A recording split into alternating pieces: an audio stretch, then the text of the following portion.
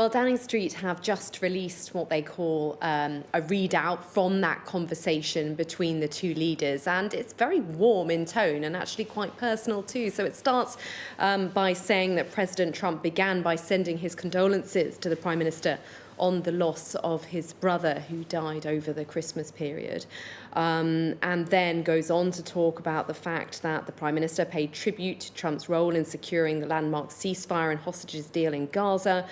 The President welcomed the release of the British hostage Emily Damari and sent his best wishes to her family. They talked about working together for the security of the Middle East, as well as discussing trade and the economy, with the Prime Minister setting out how we're deregulating to boost growth. The two leaders stressed the importance of the close and warm ties between the UK and the US. The President spoke of his respect and affection for the royal family. They agreed to meet soon and look forward to further discussions then. So quite a lot to unpack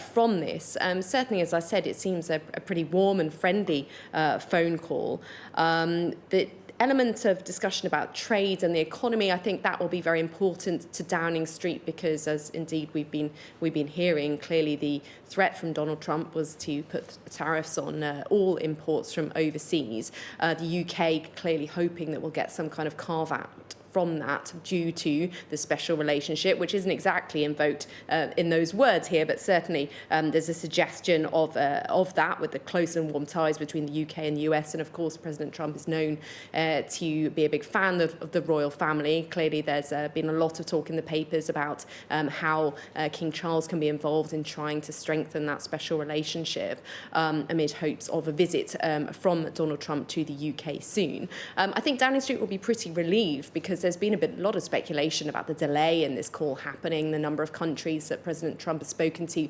before the UK, amid reports from the US that the Trump administration were even potentially looking at rejecting Peter Mandelson as the UK's choice of ambassador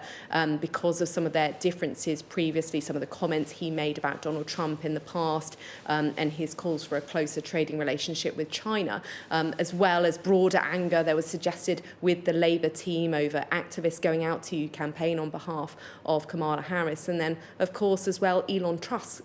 Musk's campaign against the Prime Minister, frequently calling for him to be replaced, his anger with the Labour administration in terms of the reports of the grooming gangs and so on. So I think they'll be very pleased by the warm nature of this, as well as comments that were reported today